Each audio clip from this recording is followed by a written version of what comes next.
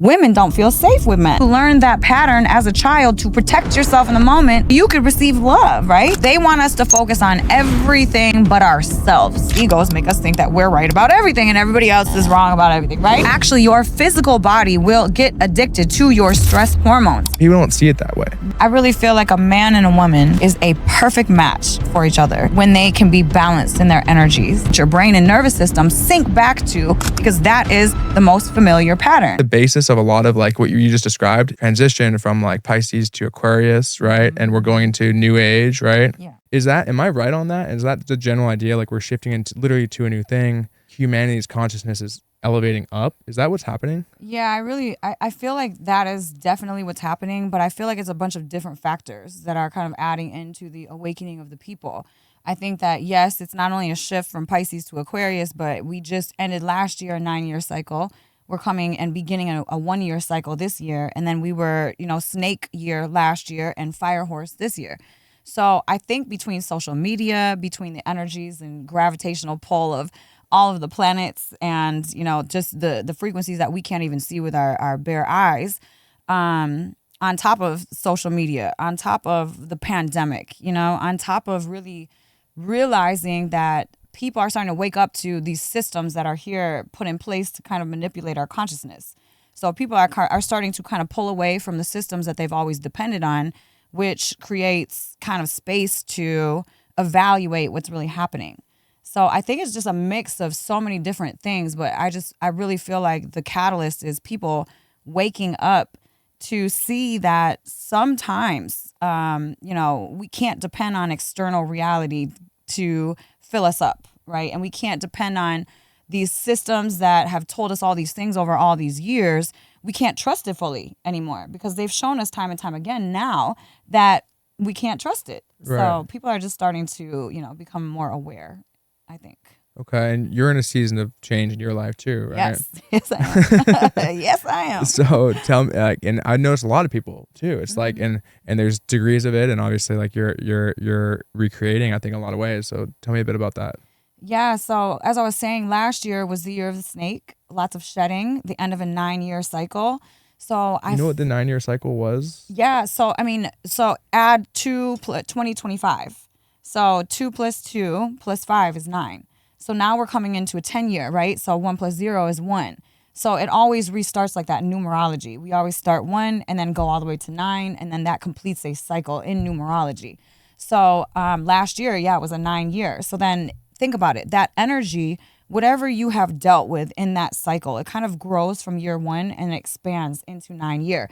And then once the 9-year is over, you're shedding a lot of the old frequencies, a lot of the old patterns, a lot of the old people that don't even align with this new person that you're becoming, right? So I feel like last year especially, I saw so many people lose careers, lose homes, lose marriages, lose family. I mean, it's just so much separation because I feel like people are coming into this knowing of like light and dark. And I really feel like there's this pull and greater distance between the two.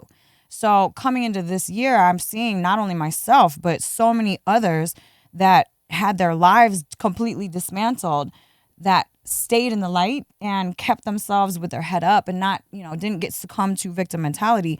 I'm seeing these people, really just be blessed with this new amazing energy to kind of plant these seeds that are going to push their whole, lives forward. So, last year I lost everything within a couple hours and I didn't expect it. It came from really nowhere. I had a whole life plan and the life plan just completely was dismantled in a matter of hours. So for me, it's like that all needed to happen the way that it happened so that I could step into my power to really align with my purpose on the planet. And I really feel like for the first time in my life, I'm completely in my power and living through my purpose and really just syncing with what I'm supposed to do on the planet for once. So it's powerful. Do you feel grounded in this new reality yet, or is it still kind of developing? I do feel grounded, to be honest. When everything first happened, of course, there's, it shifts out of balance and then it comes back into balance. So when everything first happened, I mean, it was extremely hard for me to get grounded, but that's something that I focused on daily. And that's where a lot of people, I feel like they lose themselves within life drama because they don't ground themselves. They don't even talk to themselves. They don't process emotion. They're either stuffing what happened or they're covering it up through, external stuff, stimulus, alcohol, drugs, parties, friends, a new relationship. It's like if you can't sit with yourself and address what's going on within you, then that is just caught energy within yourself. Even if you're distracting yourself from a life circumstance that you don't like, that charge of whatever happened is still in you.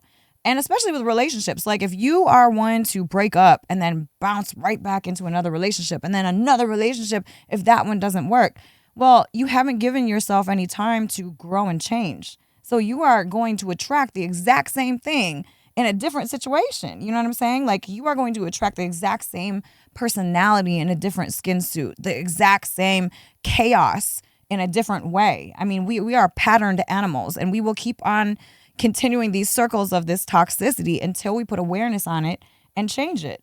So that's why when people bounce from relationship to relationship or don't give themselves time and space to ground and to process and to take a look at what happened, shift energy, shift action, shift the way that they're moving so they don't recreate that same thing, then it's like we're doomed. You know what I'm saying? It's like we're doomed.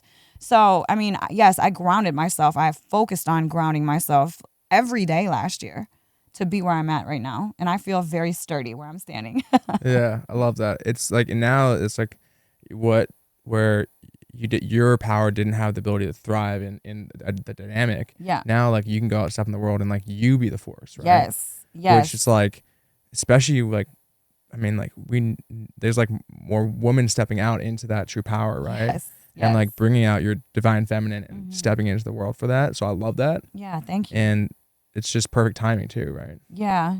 I feel like it is. I feel like we have had, and no offense, but there's a lot of toxic masculine figures that are taking over the planet, that have ran the planet for hundreds of years. And a woman's voice, women's voices have been suppressed for so long. And it's not like the feminist movement. I don't support that. But I support women rising into their softness to stop enabling the toxic behavior that's happening on the planet. It's like when women can rise into their strength and their power as a divine woman, it's not about nagging. It's not about taking over. It's really about being the calm, being the nurturer. So where a man feels so safe and comfortable that he can relax back into his divineness, right? Instead of the woman nagging all the time or the woman, outside of her feminine. Like I'm seeing role reversal happening. Mm-hmm. It's like men are more feminine, women are more masculine, but that's because of the dynamic between the two people, because women don't feel safe with men and men don't feel, respected by women anymore. So it's like we just need to understand, it's all polar, right? We all have masculine and feminine energies within us, but it's bringing ourselves back to our baseline, right? I'm not equally masculine, feminine. I'm a woman, so I'm more feminine, right? And it's like, especially these days, it's like a lot of more women are working, right? They're CEOs, they're bosses. So it's important for that woman to come back home and be able to fall back into her feminine instead of staying that masculine energy all day, because you're going to have to step into those shoes if you're running a business. You have to be the lead, you have to be the planner. But it's important for that woman to come back into her feminine always, and it's this imbalance of energies that I'm seeing on the planet, in my personal opinion, that has caused all of this toxicity to unfold. Wars, famine, it's like, it's ridiculous to me, but it also makes sense.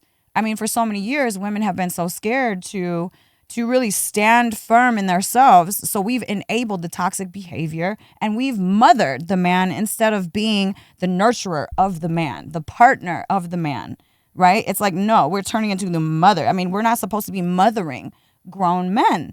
It's turning them into children. You know what I'm saying? And even in pop culture, like yes. look at how men are depicted. Well, the Yeah. dumb man, like he Yeah. forgot to close, doesn't know what to get at the grocery store. Like, Right. why do we depict men as these idiots? No, and it's toxic in both ways, right? Yeah. It's like it's toxic femininity, it's toxic masculinity. You know what? It's not even that though. It's like there's masculine and there's feminine. There's toxic people, right? Toxic people, but being masculine and being feminine is not toxic, right? It's just the person that's makes toxic. sense. So I don't even like to talk about toxic masculinity because masculinity is not toxic, right? It's literally the person, the vessel. So, I mean, yeah, it's interesting to watch all of this unfold, but I am seeing a rise in a lot more women finding their voices, finding their creativity, and stepping into their own true power, which is something that has been, kind of shunned and looked down upon for years and years. Even if you look at like the medical establishment, I mean, they don't even have much research on PMS, on menopause, perimenopause. I mean, like a woman goes to the doctor, she feels crazy because her hormones are imbalanced, and the doctor slaps her with depression, anxiety, and gives her a SSRI and just numbs the woman. You know what I'm saying? This is not the way that we are supposed to flow through the world. A woman is like this, right? Our cycles, we have 4 cycles within 28 days, where a man has one cycle, one 24-hour cycle. So it's not normal for us to be like this. It's more normal for you guys to be like this. It's okay for us to be like this. So if a man can flow with our femininity and be accepting of all of our emotions and all of our feelings, I mean, that in turn will just help a woman to really feel safe within herself and be the support that a man needs. Really. Yeah, I feel that in society, it's if you're like, there's this move to what like being a real man is, but like what a real man and what it's like, I think it actually is toxic. Like this culture, especially the last like 5 years. Yeah. It's like, if you want to be a real man, like it's these round table like podcasts where you shit on women the whole time. Yeah. It's like, why is it that or being a beta? Like, no, being a real man is a whole different thing. That is being that container for the divine feminine to operate within. Yes. Right.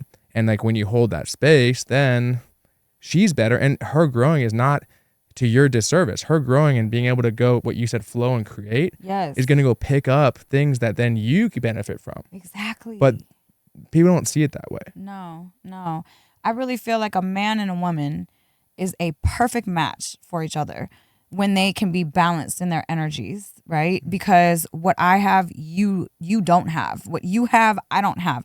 Our brains even are completely different than each other's. So we have this bundle of nerves between hemispheres called the corpus callosum. And because a woman's brain, we use more of it, more parts of it. A man works back and forth like this. But a woman is all over the place all the time. Our corpus callosum is 25% bigger than a man's, And so our brains function completely different. Like, I can't go outside and pick up cinder blocks or, you know what I mean? Like, Yeah. nor do I want to. We are completely different, and we have to respect that about each other. And really, I mean, like, I don't know. We have to stop. I have to stop trying to be the man. You have to stop trying to be the woman. It's like we have to understand and respect our differences and support our differences to be able to have this perfect match. It's like a puzzle, right? I mean, I can't fit my puzzle piece into something that's not meant for me to, I can't grow a knob, you know what I mean? Yeah. And become something I'm not. So it's like we have to respect our differences, accept our differences, and support our differences instead of being scared of each other for that. Have you seen that? Or Like, competitive with it. yes. You're saying you use more of your brain.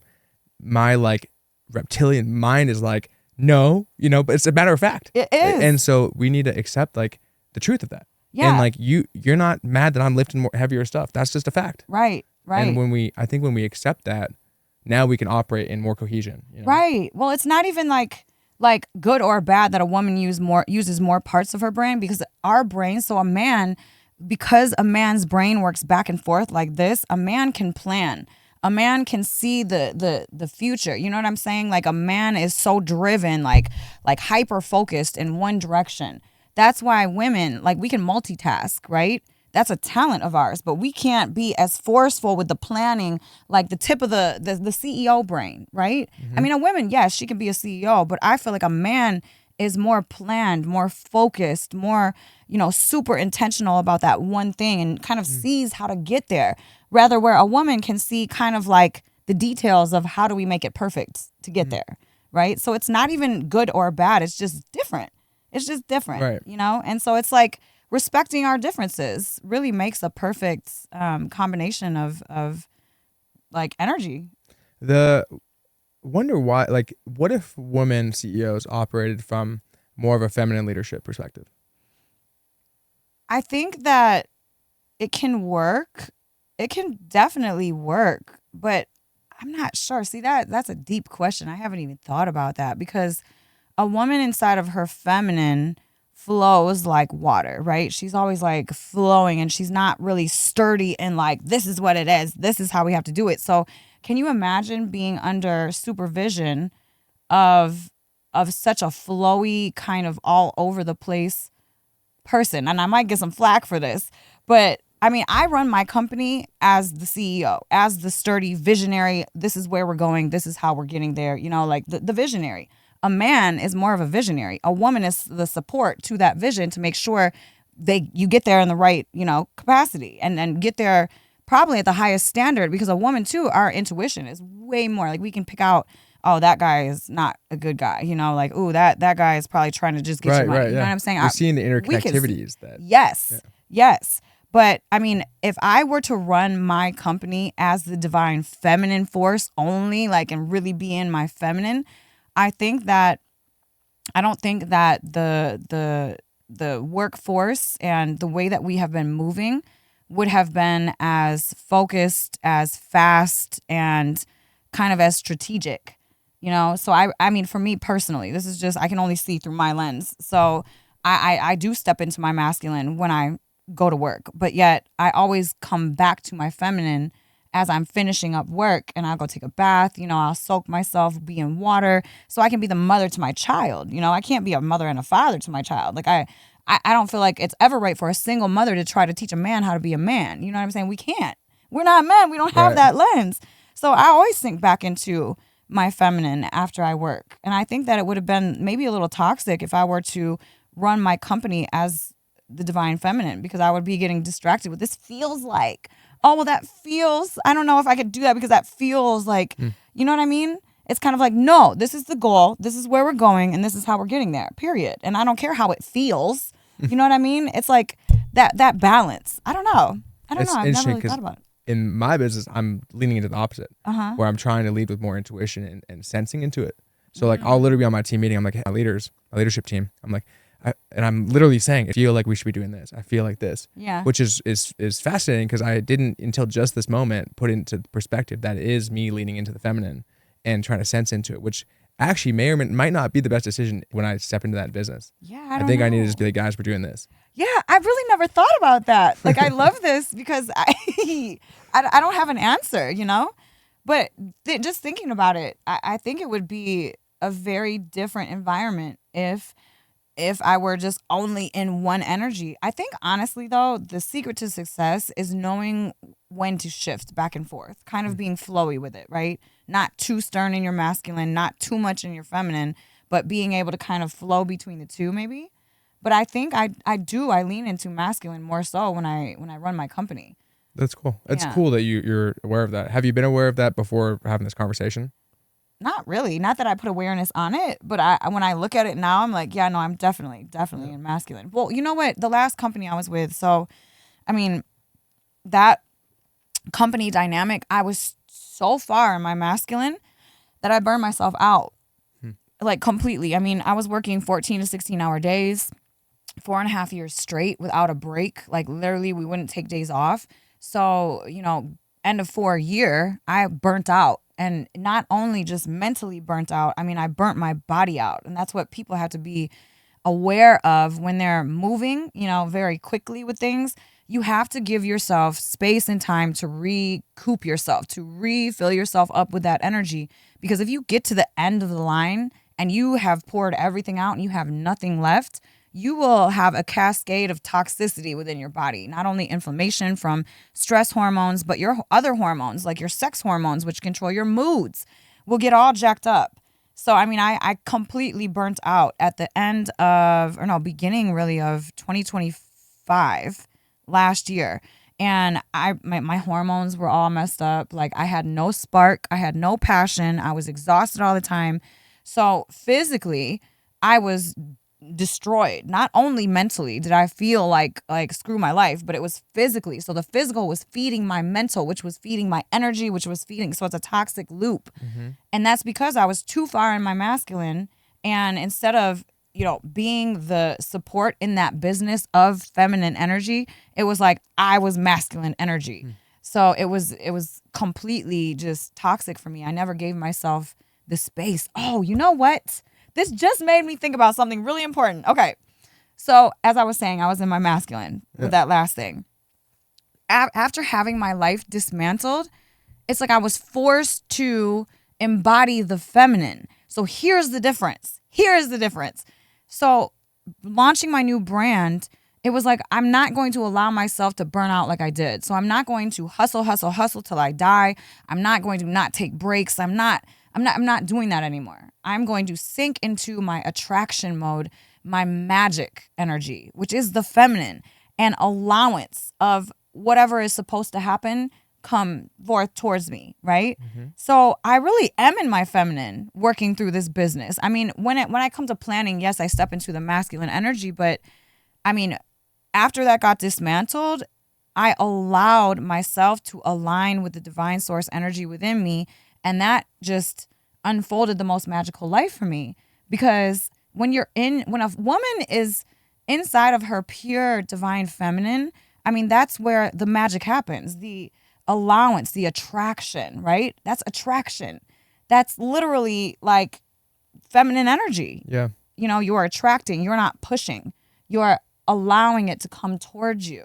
So, I mean, that is kind of the magic that I've seen from the transition to masculine energy to feminine energy. So I would say I'm more in my feminine energy now. That's cool. I love that. And it's like this had to happen. You wouldn't be doing this. No. And there's no world unless the universe ripped away everything. Yes. Say, hey, now it's time. Yeah. Well, you know what? You should listen to the universe, God, source, whatever you want to call it. You should listen to the little signs the first time because the little whispers, because it's going to whisper at you.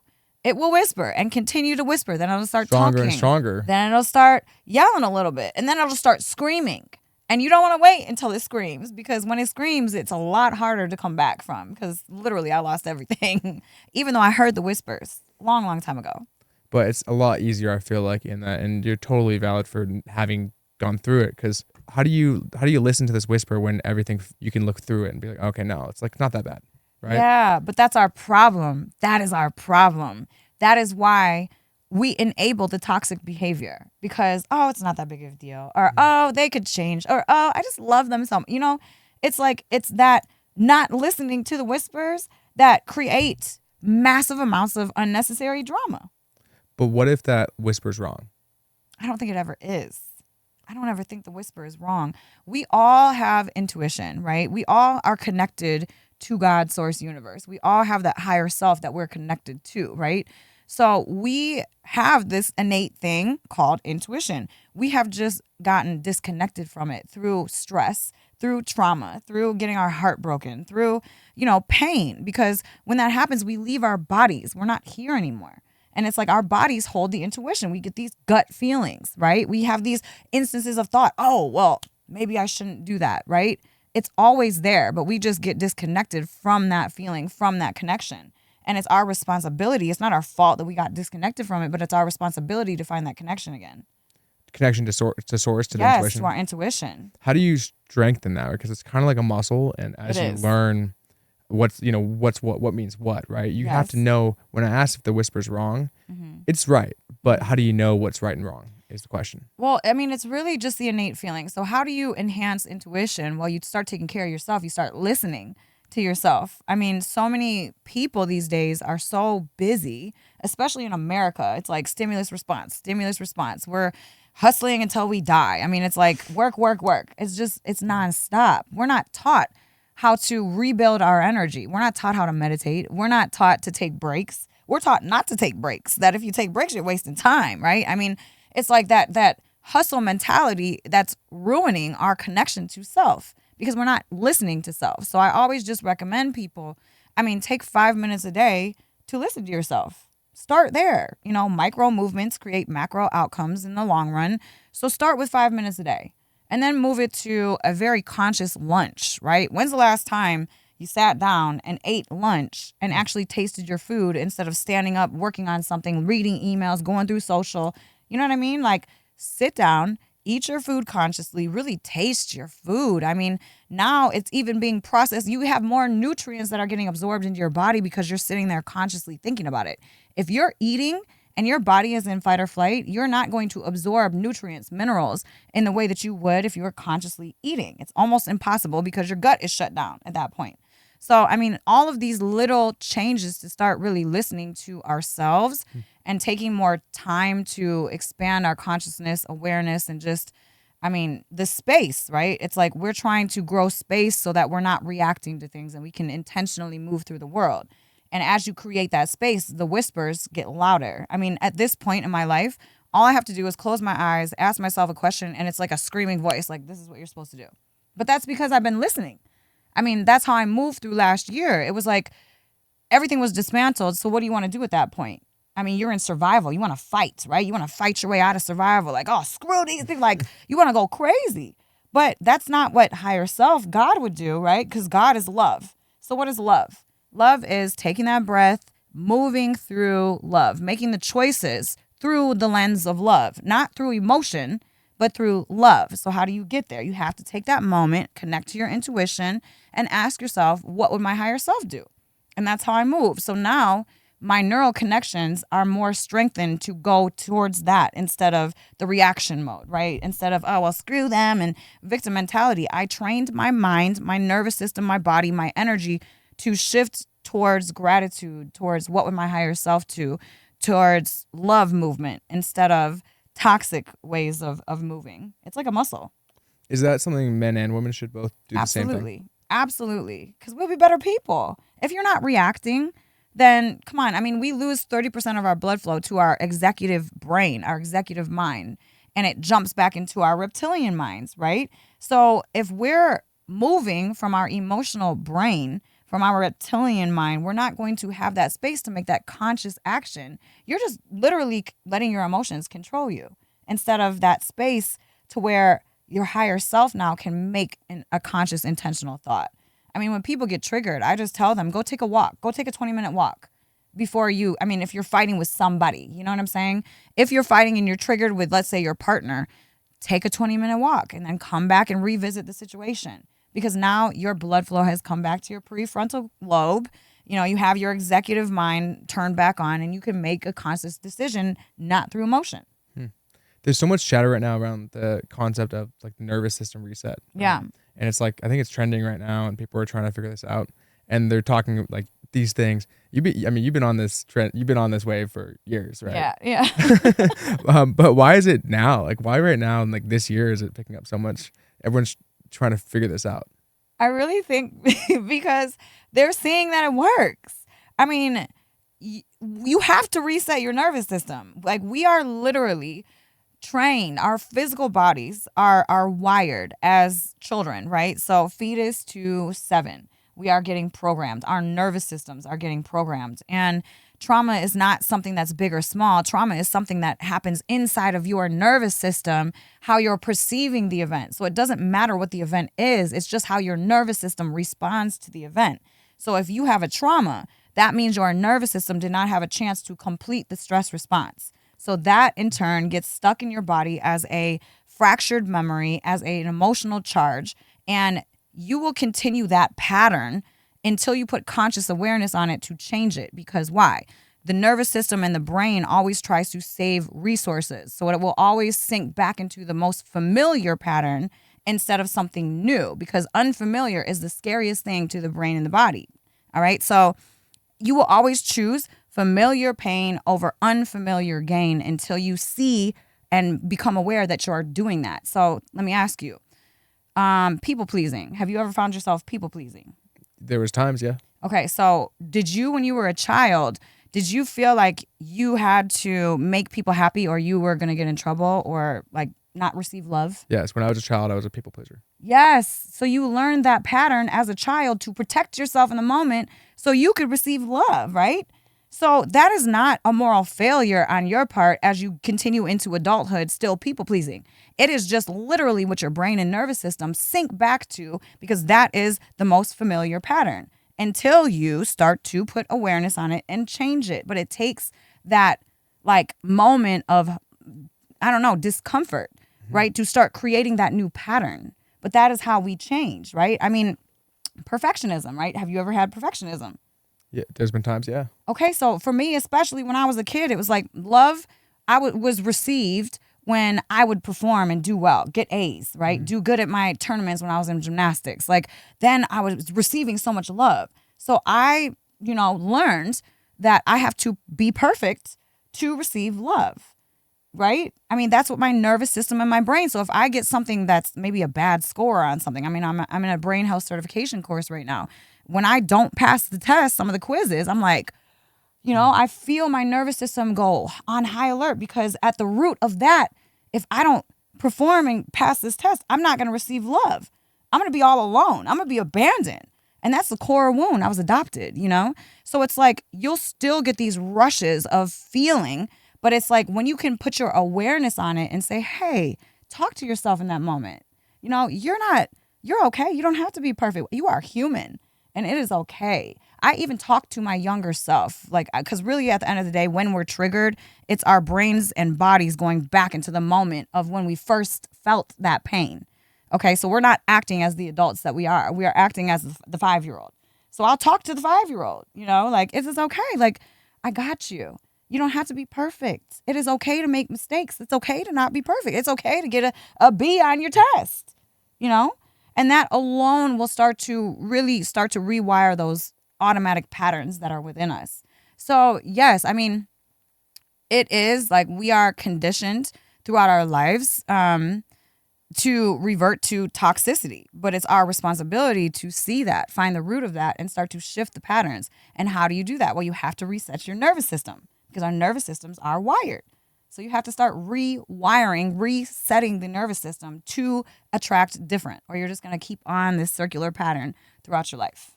Yeah, I love that. So first step in that would be as we feel ourselves falling into a pattern, right? That maybe it's like, oh, I want to go back to like maybe looking for some kind of going back to like social media or junk food or whatever it is for that person, right? And their vices.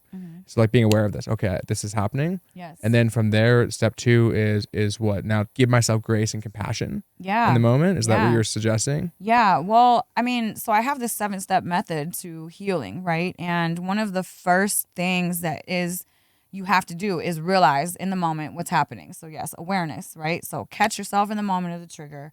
And then you have to stabilize your nervous system, because when you're triggered, like I said, you're not thinking all the way. So how do you stabilize your nervous system? Well, there's many different ways to do so.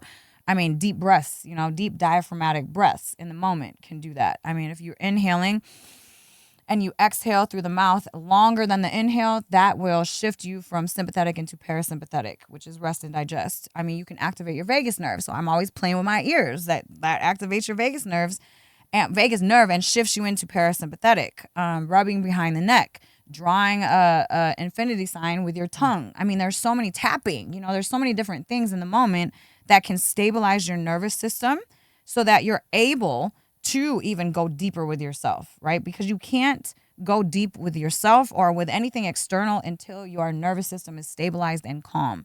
That is when you can really start doing deeper work and make conscious choices and decisions in the moment.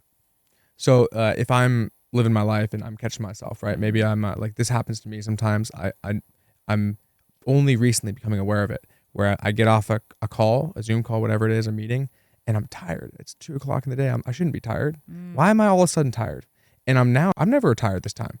It's like, oh, I just got off a call with this person. And then now I'm like going back and like, what is it that made me tired? Right. And so I'm trying to be more aware of these patterns in my life. Yeah. And what's creating them. But then, because in that moment, my knee-jerk reaction would be to go do something that doesn't serve me, right? Let me go take a nap. I don't need a nap right now, or let me go to the fridge and grab something that's not going to serve, right? Yeah, like sugar, caffeine. Yeah, sugar, exactly, caffeine, whatever I see. So, okay, cool. So now I'm aware of it. Now maybe I do some breathing. I use something to reset. Where do I go from here to like try to strengthen so I can get better. It doesn't happen in the future. So I would say it's really about doing the deep dive. So it's shadow work, right? And it's not even in the moment of something that happens. It's the work that you do with yourself so that when these moments pop up, you don't even really feel that so much. Because when you start doing shadow work, now your body, you're releasing all of that emotional charge. You're releasing all of that caught energy so that when things pop up during the day, it's like, you're not automatically triggered. It's like, oh, you can feel it. But you're automatically moving in a different direction. So, I mean, shadow work. People are so scared of the dark parts of ourselves. And it's like, that's where you find all of your power. It's like we run from the pain, but within the pain is the power. And so that's what I really try to tell people, like, jump over the fear fence, because on the other side, the grass is much greener. It's like less reactive over there. It's more aligned over there, And people don't even know themselves, right? We don't even know who we are anymore. Why is that? Because, we get hurt. And so we build up walls. We put shields on. And then we start to align with the shield, not the center, right? Because this is who we are now. Because, what you do over and over on a repetitive basis becomes your personality. Because how does that happen? It sinks into your subconscious. So that becomes your new identity, So it's like doing the work to really uncover who you really are, how you really feel about things, processing some of the old stuff so that you can have your heart open and you can move through love. That is what's going to make your life unfold in a beautiful, calm way. Because you get more present, you get more aware, you get more conscious, and your body does not start to take you over. You are in control of the body at this point, but you have to strengthen the mind to be able to control the body, right? Because you have all these automatic patterns since childhood.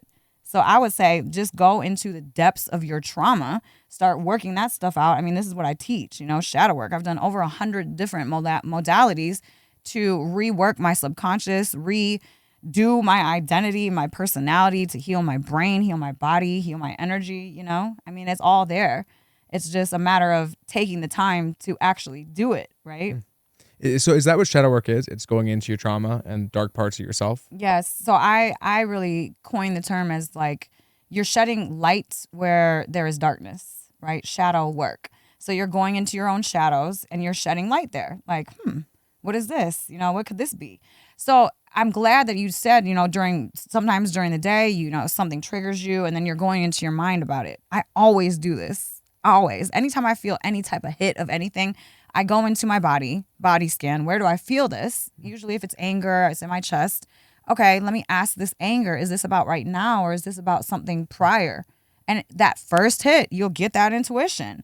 And then go deeper. You can even start to go deeper. Okay, well, in that situation, I always ask questions and ask deeper questions to get to the root. And then it's about really reparenting that part of yourself that feels violated, right? In the moment. Sometimes I'll be like, like talking to the 5-year-old. It's going to be all right. You're not in trouble. Everything is fine. You are safe. It's really just asking yourself questions to get to the root of things and not using the Band-Aids that are so easily available for us, because that's what they want us to do. It's like the minute you Band-Aid yourself, you're losing your power. It's like you're losing that opportunity to search within yourself to change. It's like the drinks, the weed, the freaking shopping, the sex, the food. It's like you're releasing your power to that external stimulus that's not even real at the end of the day. This is just a freaking holographic universe. This dimension. So it's like not even real. So you're going to allow this stuff that's not even real control you? It's like, no, let's take our power back. It's scary to go into that though. You're opening up things of, you even earlier on mentioned the word disassociation. Mm-hmm. What is that and how's that happening? Like, are people actually coming out of their body and they're not conscious in the moment? Yeah. So, we have our systems, man. It's like we have these intelligent skin suits and these intelligent, like we are the most intelligent freaking pieces of biological material ever. Like it's fascinating.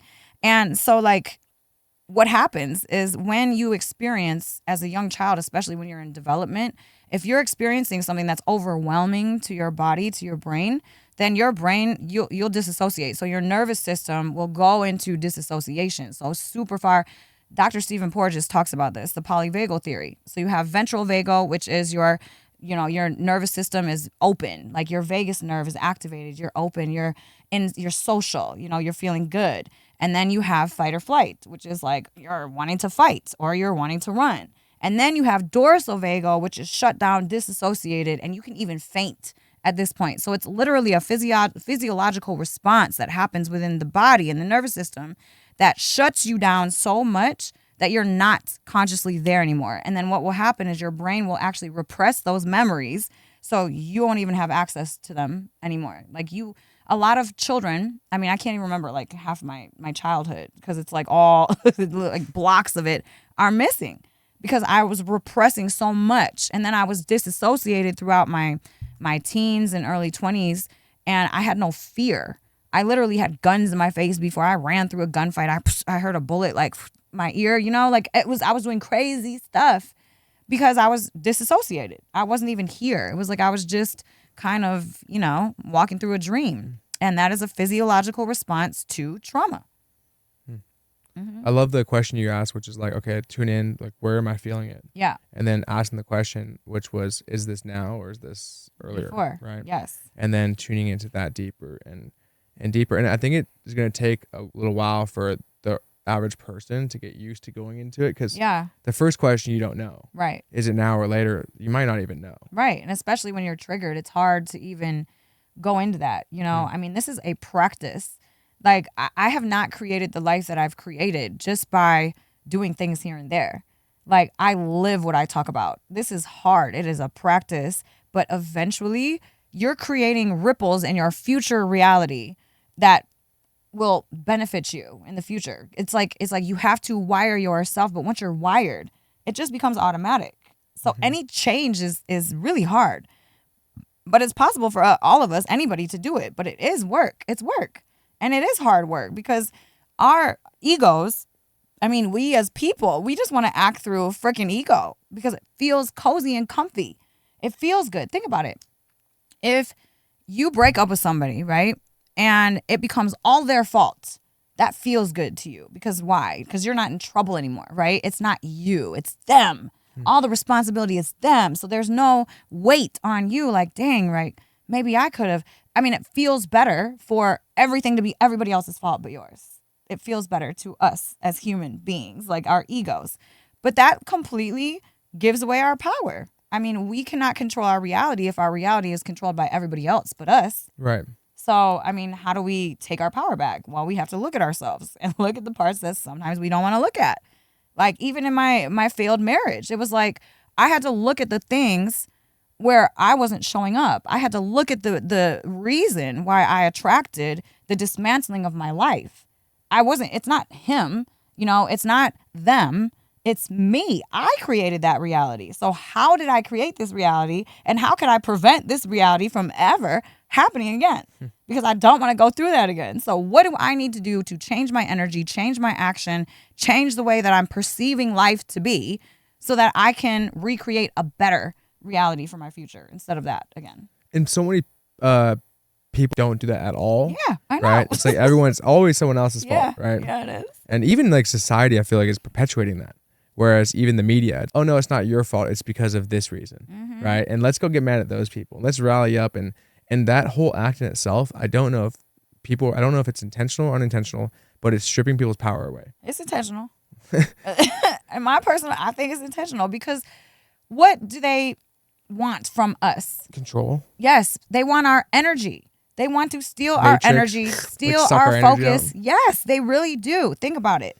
So they want us to focus on everything but ourselves. So therefore, we get poured fear, It's like fear freaking mongering. Like, I mean, they want us to focus on that war, on this famine, on this drama, on this president, on that, like on racism. It's all of these external things that pull us away from our true selves, take us away from our attention inward, and have us focusing on external, which is controlling the way we feel and pinning us against each other.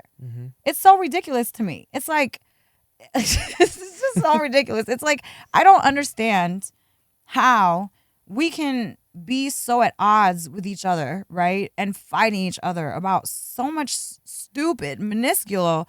I guess it's not minuscule and stupid in people's perceptions, but in my perception, it is. But it's like, stop subscribing to these systems and start accepting yourself, right? It's like not no one. A lot of people that are walking around on the planet, they don't accept themselves because they don't even know themselves anymore, right? I mean, I understand. We talked about it. It's not our responsibility. I mean, it's not our problem that, we became so far away from who we really are, but it's our responsibility to get back there. But we're so far away from who we really are, which is love, peace, all of that, God, right? And we are aligned with these toxic shields and these masks that we are really not. And it's like, now we're so aligned with this value and that value. And if you don't believe what I believe, then you're wrong and you suck. That's where we're at as consciousness. It's like, come on. We are not ever going to perceive life to be the same. I mean, that tree is green and white and some brown, but it might look completely different to you because your lens is completely different from mine. Why? Different cultures, different upbringings, different energy, different times we were born. There are so many different factors that make us who we are today. It's like our problem that we can't accept each other for our differences. It's like, come on, we are going to be different. We are going to perceive life to be different. And it's them controlling us that are like, oh, well, you're wrong because you believe this.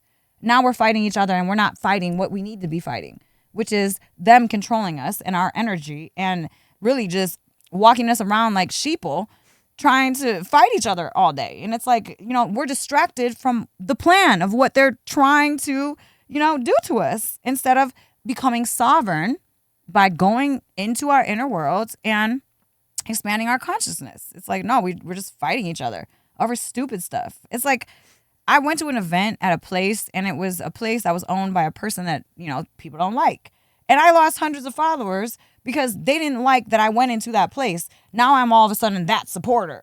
And it's like, I've never said that, not once. I don't subscribe to any of these systems and I talk about it all the time because personally for me in my life, it's a waste of time and a waste of energy. I will not put forth anything that is just going to steal my power away from me. I focus on what I can control, how I can serve in my own way every single day, and that is it.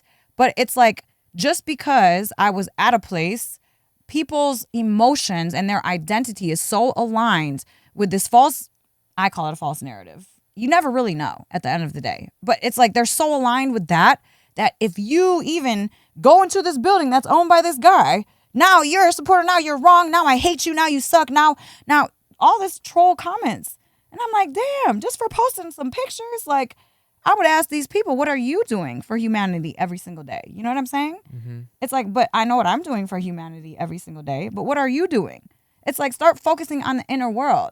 Everybody, the biggest piece of advice that I have for people is mind your own business. Mind your own business. Seriously. Yeah. It's like, if we were to just mind our own business and stop trying to put our belief systems into other people, we would be a lot happier as a species. Yeah, and that same power that those people were putting and throwing into you and negativity, they could have used them on themselves. Exactly. And could have done something better for them or someone around them. Exactly. It's like, why do I want to? I mean, they're literally poisoning themselves. I mean, when we get triggered, adrenaline, cortisol is a rush through our body. And as we stay triggered and in that anger, that's starting to wire in our nervous system. That's starting to connect in our brain. I mean, that's growing. That pattern is growing. So now, I mean, would you want to be angry all the time? Or do you want to be like loving, happy, like a magical fairy like I am? You know what I'm saying? Like I feel like a magical fairy all the time because I've trained myself to feel like that. But if you allow yourself to always sit inside of your triggers and get mad and get into this victim mentality kind of energy, it's like that's what's going to wire in and that's going to run your life. And now you're being ran by external stimulus that you can't control. Do you want to be ran by someone else, by something else? Or do you want to run your life? It's like we should take our power back so we can create the life we want to. It's the addiction, though. They're addicted to that feeling, right? No, you can get addicted. You will literally not only, we were talking about nervous system and that pattern, you will always auto sync back into familiarity.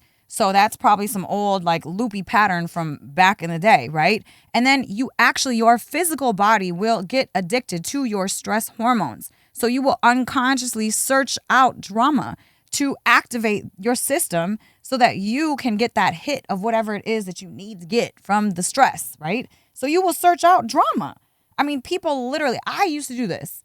I did this. This is why I can see people so clearly, because it's like I've been to these depths, right?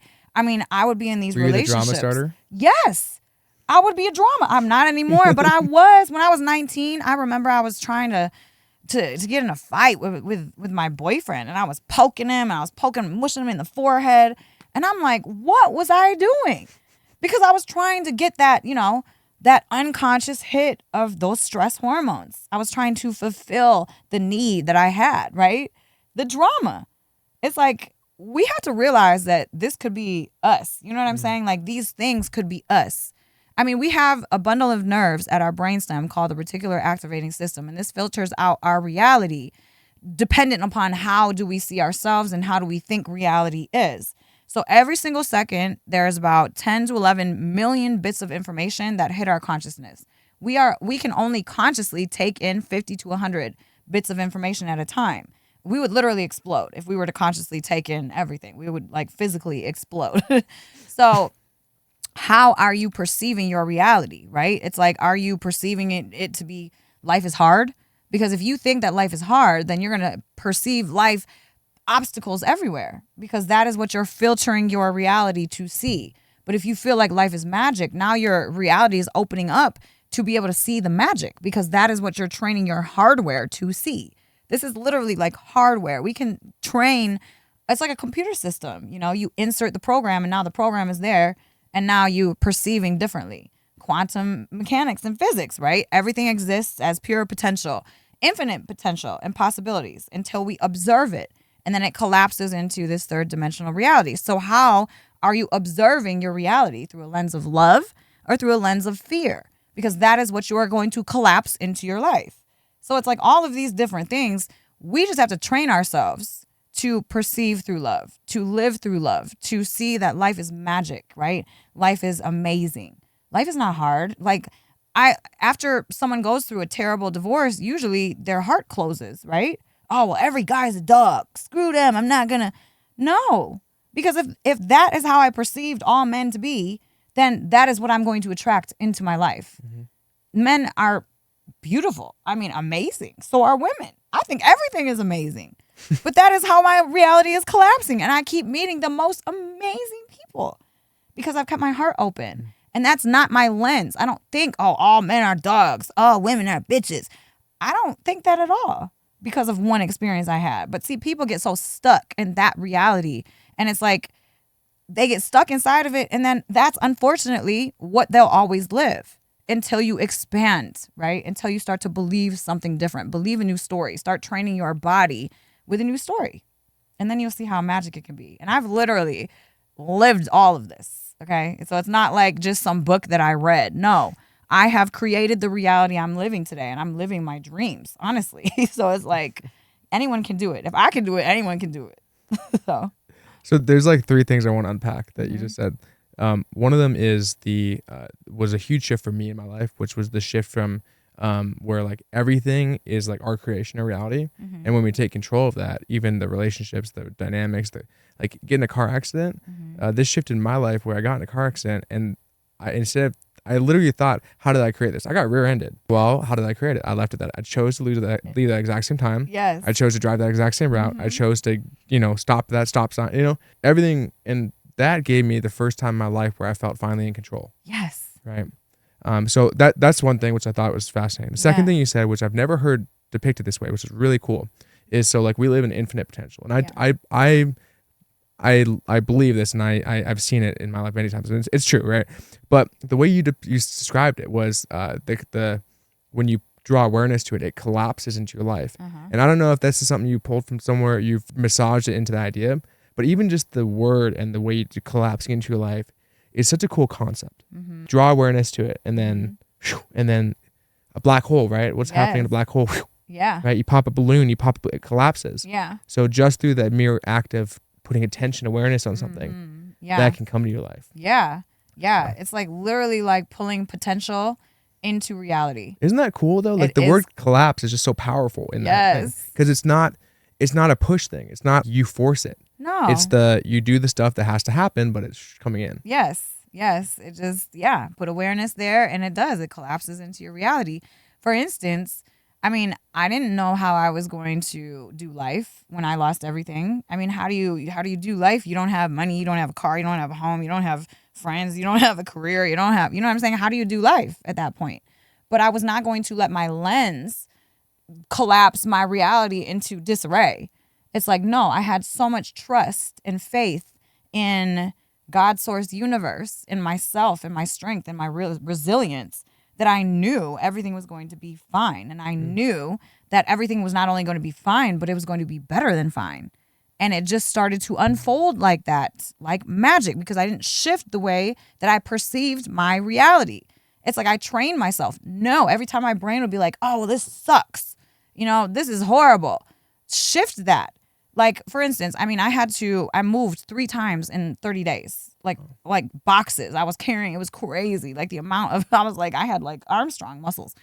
But instead of me being pissed and like, oh, well, this is so much drama and this is so hard and this sucks so bad and I can't believe, instead of going on that route and shifting my lens into like, screw this is hard. No, I kept it like, oh, well, this is such a blessing. Like, I am so grateful and blessed that I have landed in another place that can house me. Wow. And instead of, oh, well, this is so hard and it hurts me and it hurts my back.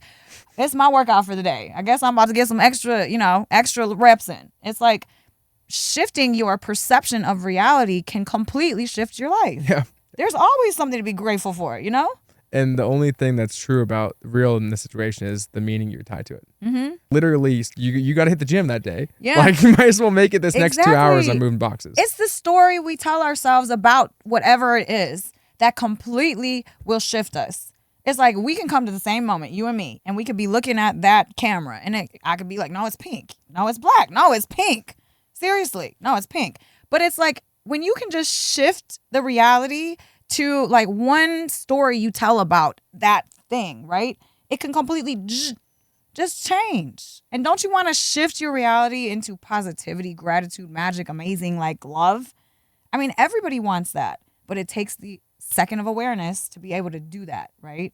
I mean, even with, and I've just been like downloading this. This is a download I got maybe a couple weeks ago, but even with my ex, right? It's like what happened with us. I mean, it was awful, but it's like his soul must have loved my soul so much that it was his contract to shatter my heart into a million pieces. And for me, maybe I did that to him, I don't know. But like, it's like you have to love someone so much to come in this dimension, in this life, and completely screw them over so that now I'm stepping into my highest good, aligned with purpose, but I needed to go through the depths of that heartbreak to become the person I am today. So think about it. If you believe what I believe, which is that we write our lives before we even come here. Like we have soul contracts with people. You're going to do this to me. You're going to come in and break my heart here. You're going to come in and die. And it's going to really shatter me at this point. I really feel like we have these moments that we sign up for intentionally for our growth. Purposely, that's it. That's the only reason we do this. So, that's another way to shift and kind of release resentment and forgive even the most, hard moments of your life where you feel like the betrayal, right? I mean, just shift the perspective. Like, oh, well, I mean, your soul must have really loved me enough to hurt me as bad as you did to create this new me. You know what I'm saying? It's always that, just turn it a little bit, turn the perspective a little bit, and your whole life can change. Yeah, well, I'm sorry you went through that. That's not fair, and no one deserves to, experience something like that. Thank you. And I think many people such as life, going through challenges, but I love the way your outlook on it is, especially so recent. Like, it's amazing. So thank you. Huge props to you. It's not an easy feat. That being said, if someone's in that right now, if you were to go back and give yourself advice in that moment, what would the version of you now say to that girl? Yeah, so I would just honestly do exactly what I did back then. So the great thing about what happened to me is that I mean, I've done so much work that I knew what to do. And I knew that our bodies and our brains, they wire quickly, right? So like after everything was bad, I was like, I'm not gonna let my brain and body wire into this How long did you give negative yourself to spiral. feel like this sucks? No, I mean, it did suck. It sucked for like a very long time, but I'm always shifting the perspective. So even within that first week, I was still shifting my perspective because it was like, I'm not going to allow myself to fall in this negative hole that's going to only hurt me in the end. So, I mean, I just focused. It was like I would just take chunks of time, right? So, I mean, for the first thing I wanted to do was normalize everything for my son. So that was my only goal. That's all I thought about for like that first couple weeks. How do I normalize life for my son? So that was the goal I was trying to hit every day. So maybe it's like if something happens, just getting one thing that you can focus on that get your ass out of bed every day, focus on that so you can get your ass out of bed every day. Because, I mean, you can allow yourself to be sad and grieve, but at the same time, you don't want to stay there because the longer you stay there, that's going to wire in. So if I would find myself going down a negative thought pattern into, oh, well, screw them and screw that, it's so screwed.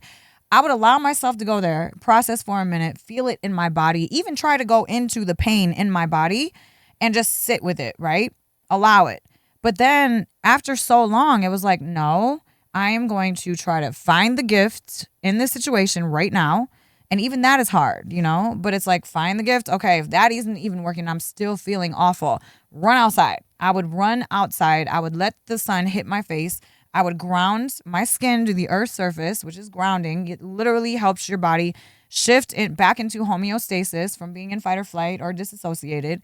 So you're calming your physical body just by grounding. The sun is hitting you. And now I'm looking and I'm trying to connect with the trees and I'm taking deep breaths. And I'm present, right? And in the present moment, there's always something great if you're not inside of some terrible war or something. Like you can always connect with something. So for me, it was like talking to the trees or like looking at the flowers and just appreciating the trees, the flowers, Mother Earth for holding me. And so that would down regulate me so I would get out of that pattern of negative spiral, right? So the more I would do that, the more that became automatic, right? So it's like I was able to really pick up and move through this very quickly because I was allowing myself to crash out and then boom, switching it. Allowing myself to crash out, boom, switching it. And then the switch became, the crash out moments became less. And it was just, I was not going to allow myself to wire into negativity by staying in bed, by staying in my stupor, by, saying it's all someone else's fault, by going to get a drink, by smoking it away. I mean, I smoked a lot of weed. I stopped that when my life changed because I'm like, I need to be sober right now so I can be clear-headed moving through this because I don't want to disassociate. I don't want this to be caught in my body because I'm not going to recreate this. I'm not doing it. And a lot of people, even, okay, let's say you got cheated on. Let's say you got completely screwed over. Okay, still you. Put the mirror on. What were you doing to create this? Still you. You know what I'm saying? Even if it hurts, even if it's so uncomfortable. Hard question to ask. Yes. I mean, what I went through was beyond what even people could even imagine. But it's like still me. Still me. What did I do? Because I create my reality. I'm not going to unleash my power to anybody else. Period. And so it's very hard. It's really, really, it's a job in the moment when you're going through heartbreak, betrayal, anything like that. It is a job in the moment to be your higher self. And it's not like you will want to do that. So do the opposite of what you want to do. I wanted to lay in bed for weeks. I wanted to do that. Like, let me just lay in a hole. No, I'm going to get my ass up every single day because I know my purpose for me was stronger than my emotion in those moments because I wanted to show people that you can have your life dismantled. You can go through divorce. You can go through heartbreak and you can still show up every day. I mean, I was going live almost every day because I need to even prove to myself. You know what I'm saying? Like I was proving to myself that I can stand up and move through this. So I wanted to show people literally like watching me daily. Okay, this is the tools that I'm using today because this is what my body said I needed. Oh, I need to go get some cranial sacral here because I have some emotional charge I can't even reach. It's like all these little things that I would do for me to be able to move into my highest good, the highest energy, and show up as the person that I say I am all the time. And that's not a person that's going to be crying in a bed for 3 months straight. Not to say that's bad. Some people, can process that way. And maybe that's just that person's journey. But I would recommend don't allow yourself to stay there. For real. Don't allow yourself to stay there. In a relationship, how could someone support someone they know who's going through that? Either in a romantic relationship or a friend or a business, you see someone because these patterns come up, right? And the way you processed it is it got smaller. It still came up, but got smaller, to now it's probably very little, right? So what's the thing that someone can provide, like even with me and with my partner, like how can we provide our people in our life that support, right? To get closer to those small cycles. Yes. I mean, I would honestly say for women, especially if you're dealing with a woman, just hold space. Never try to tell a woman. And yes, I am dealing with a woman. Never try to tell the woman like, I wouldn't even try to too much give advice. So it's like leading by example, right? I want to mansplain it though. You what? I want to mansplain it to her. No, I'm just kidding. And I want to give advice and I want to fix it and I want to solve. That's why it's so funny because it's like we're such different creatures. I mean, it honestly lowers a woman's stress hormones in her body when she goes and vents with her women friends. Like when she vents and when she gets it out, she's processing it in a different way. A man, that will mess up his hormones if he tries to vent. Yeah. You're literally, your testosterone will drop. Okay, it's annoying. Exactly. Annoying. Exactly. That shows me you have a good balance of hormones in your body. but like it's women connect. It's like we're all like closer now that we vented. I'm what? Because women, that's how they process. Through groups, through community, through sharing, through getting that stuff out. I mean, it literally lowers our stress hormones, raises our good hormones to be able to get more in balance. And then we feel like $1,000,000 afterwards. So think about that, right? If a woman needs to get it out, she wants to process, she just wants to talk about it. In your eyes, she's just complaining about it. That's funny. But really, I mean, that's what needs to happen in order for the woman to come back into herself. So holding that space for a woman when she's going through something, not trying to change the way she's feeling. Just allow her to feel that way. Maybe suggest, let's go take a walk or something, but never saying you shouldn't feel like that because everybody's feelings are valid. And people do. They process in different ways. I mean, my nervous system, my resilience meter is like all the way to outer space because of all the crazy stuff that I've been through. But if someone that hadn't been through anything went through what I went through last year, they probably would have been super shattered, So it's like you have a different amount of resilience depending on whatever life that you've lived so far, right? So having that understanding, giving the person space to be themselves, to feel the way that they feel, and maybe just dropping some suggestions in that aren't focused on, oh, well, you're feeling wrong. Like, hey, let's go take a walk. Or, hey, how can I support you? Maybe can I make you some tea? You know what I'm saying? Like, is there anything that I can do to support you? So just being that ground, especially in a male-female dynamic, for a man to stand tall, be super in his masculine energy when the woman is at one of her lows, when she's very emotional. I mean, that holding space for the woman and not reacting to her, but allowing her to be that water that she is, will bring a woman back to stability because now she gets it all out. She feels safe. She doesn't feel like she's being judged for feeling a certain way. And it's like, now you're just trying to help me. It's like, oh, tea, yes, please. Like, thank you. Yeah. You know what I'm saying? So it's really just understanding the person and allowing them to feel the way that they're feeling with suggestions of something that is supportive. And then leading by example, right? It's like you cannot change anyone. You can only inspire change in that person. So, I mean, changing someone, that's annoying, right? It's like I went through a whole point in my life where I was trying to change everybody because I thought my way was the right way. So I was like, you got to do this, you got to do this, that's irritating. You know what I'm saying? Like, everybody wants to be independent. They want to live their own lives, right? And honestly, I mean, our egos make us think that we're right about everything and everybody else is wrong about everything, right? Yeah. So it's like, knowing that, it's like, just be that, right? I mean, I don't know. It's like, be that strong energy when things are in a collapse. Like, especially, yes, for the man and woman dynamic. It's like being the strength so a woman can be flowy inside of her emotions. And then in turn, I mean, even if you're dealing with another guy going through something, right? A man, like, the way that men process is solution based. So you change up your approach if you're dealing with a man. You know, you provide solution. Hey, let me give you this solution. Or how are we going to fix that? You know, that doesn't feel good to a woman. Like, how are we going to fix that? Well, I don't want to fix it. I want to talk about it. I want to feel the way I feel about it right now. And I'm going to fix it myself. You know, like, I don't need your suggestions. So it's like, but a man, solution feels good for a man. But a woman, solution is just, like, it doesn't feel good in the moment of, you know. Like, after coming back up, there's a opportunity, I believe, where, like, I've seen, even in my relationship, hey, now I'm open to ideas, right? Yes. But definitely not on the down. Not in the down. Yeah, or at the bottom, yeah. No, yeah. And no. it's like a later thing, like hours later or the next day or something, right? Yes. But I think that most men, like even my parents, the dynamic, like my dad's learning, we're sharing experiences, and he's calling me now in ways he never did. I hope he never watched this, because maybe it'd be embarrassing for me to be telling people, but we're learning how to treat our relationships. No, like, she's not complaining.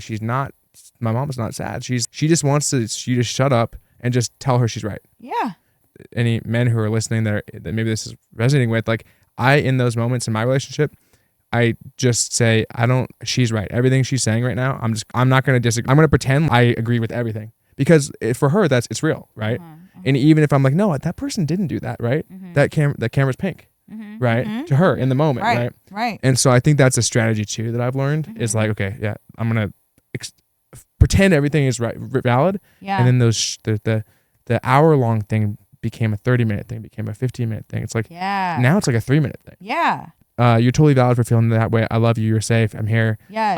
Tell me what's up. Yes. You're right. That makes sense. I understand. I love this. Get some tea. Like, that's such a great idea. How can I support you? That question too, you made me realize it. That shifts. It almost shifts from going down further. Like, how can I support you? Boom. It's like, now we're back up. You're bringing her back up. It's like, be the calm to her storm. I mean, this is where relationships are flipped these days, because it's like men are getting overly emotional. Now a woman doesn't feel safe. So what does she do? She masks up. She shields up. Now she's the man holding strong for the emotional. Right. Right. So it's like, when you can be the calm to a woman's storm, then everything is just, it smooths over. And right, when a woman is emotional and in this little flowy area, she's triggered, right? She's not thinking right. So anything that you say that is even a tad bit triggering, she'll just, what did you, yeah, lid comes off, right? I mean, she's completely in reactive mode. Right. So just being that strong masculine force of energy that can hold the space for the woman that is all over the place in the moment is the biggest gift that you can give a woman. How do we prevent that from becoming a codependency? I think that it gets you away from codependency, like, every time, unless you're dealing with, like, a narcissist, right? I mean, but what if your partner now, their default is every time something goes wrong, they come to you as the solution? Help me reset my nervous system through, you know what I mean? See, yes, because so here's this is a very interesting thing too. These days, we are dependent upon our partners to calm our nervous systems. We are looking for our significant other to make us feel a certain way better, right?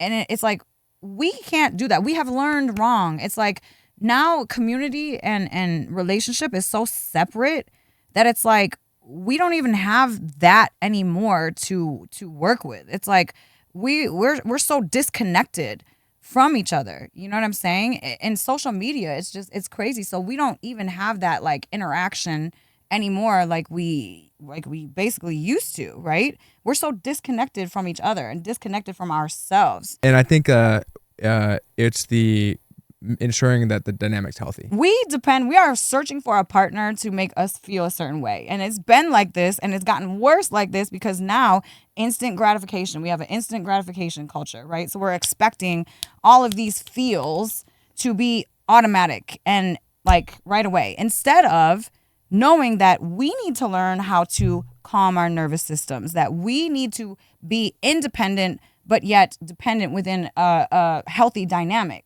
It's like we should be 80% in control of us at all times, or even to 100, but I think that's almost impossible.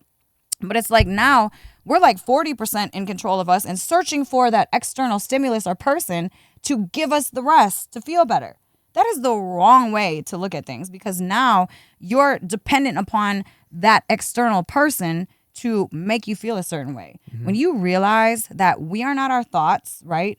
We are the awareness that is always in the background of everything that we do. The calm, the peace, the love. We are that.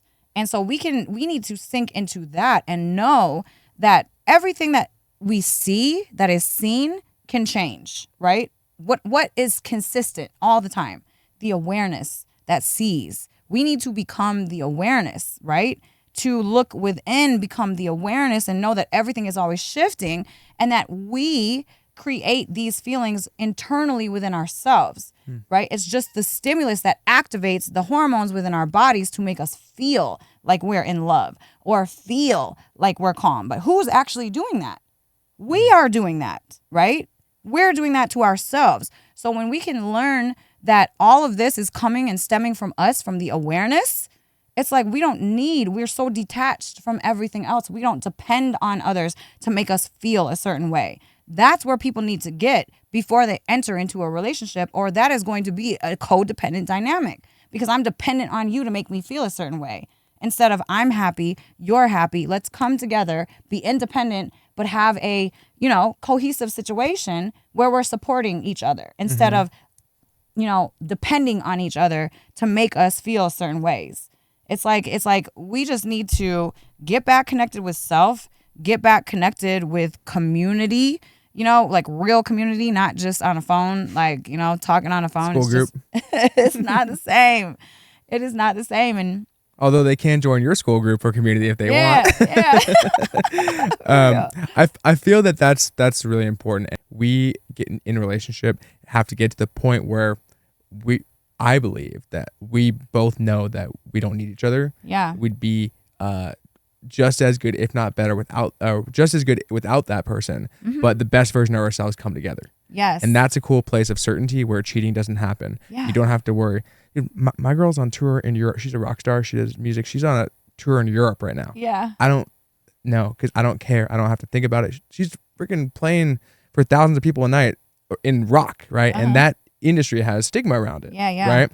But there's zero care, because I know, well, if she did something, which she wouldn't, but if she did, it would be the end of the relationship, which is actually to her detriment. Yeah. And she knows that too. And when we have that confidence, it creates more certainty. Yes. Well, I feel like you have that confidence because you're so confident within self, right? Because you attract what you are. So if you're certain within yourself and you're so confident within you and you know who you are and you have that much trust in you, it's like that's what you have in your reality. That's what then it reflects that, right? Yes. So like then then that thing doesn't actually happen, yes. right? Yes, Like, exactly. Yeah. Exactly. It's the people that are scared of someone cheating on them that get cheated on. Yeah, and Isn't that irony? Yeah, I mean, it really is, because what is on your mind? You don't attract what you are. Like, God does not give you what you want. God gives you what you are. The universe gives you what you are, not what you want. That's why I always tell my clients too, don't ever want anything, because the minute that you want something, you're separate from it. You need to be that thing right now, right? So me, love. I am love. So I know that I will attract real love because I am love. Like it's not, I don't want it. I am that. So whatever God, however God wants to unfold that for me in my life, I know it will be perfect whenever it is, right? I mean, it's just that trust and knowing that you are everything that you've ever wanted. You are that. You just have to get in touch with that part of yourself. Yeah. I love that.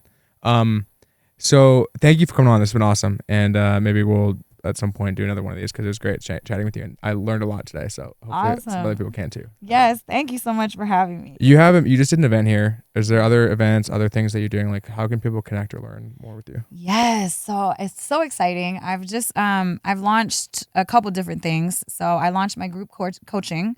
So I'm doing group coaching. And with that, I sit down with an hour with everybody that signs up basically, and find out their intention, their goals, what kind of person they want to be. And we go deep into their trauma. And I kind of create a specific life protocol for that person. So as they're going throughout the coaching, they can kind of follow along the nutrition. They can follow along the different methods, the different things. It's very tailored individually. So yeah, group coaching. And then I have my 4-day transformations. And this is for people that are just sick of life the way that it is and really want to go to the depths of the darkness within themselves to completely come out the other side a brand new human. These are my favorites because I actually get to see people change in 4 days. Like I get to see their eyes and their energy in their eyes day 1. And then on day 4, it's like it's brand new. So I launched those.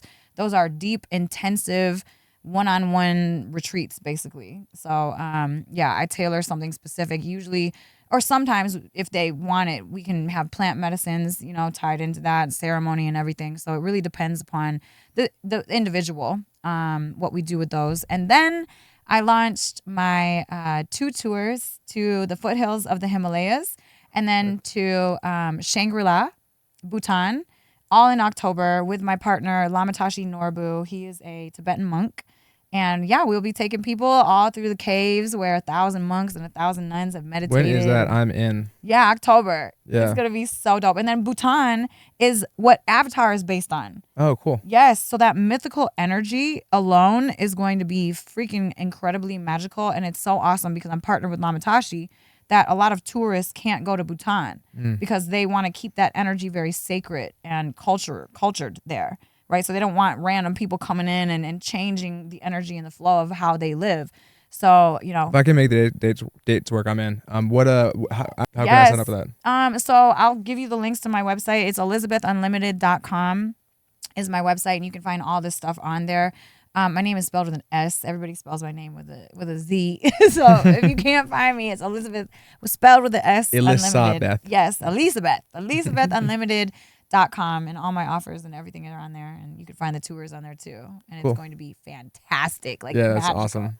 Yes. I got one last question for you. So I've had this book for years, and I stopped doing it for some reason, but I would always have a guest leave a question for the next guest. Mm-hmm. So I had the previous guest leave a question for you, and then you'll leave one for the next one. So let me just check what they did. I stopped doing it, but I'm like, I gotta bring this back. That's a cool book. I saw that when you brought it. I'm like, I want one of those. Yeah, this is cool. I was gifted it by someone. Wow. So the person that left the question is a good friend of mine named Sebastian Angus, and his question was, what's the most memorable gift you've received? The most memorable gift I've received is my son. Definitely my son. He's the greatest gift that I've received in this lifetime, and definitely the most memorable. 16 hours of labor. No, it's definitely my son. 16 hours. Oh my gosh. Yeah, it was deep. 3.5 hours of pushing too. Did you do it at home or in a hospital? I was unconscious when I had my son. I would, if I ever have another one, it's gonna be way different, way different because. Yeah, those first few moments are extremely important. For the child? Yes, I know from experience. So I was like, I could have saved a life of trauma just by getting a little hug. You know what I'm saying?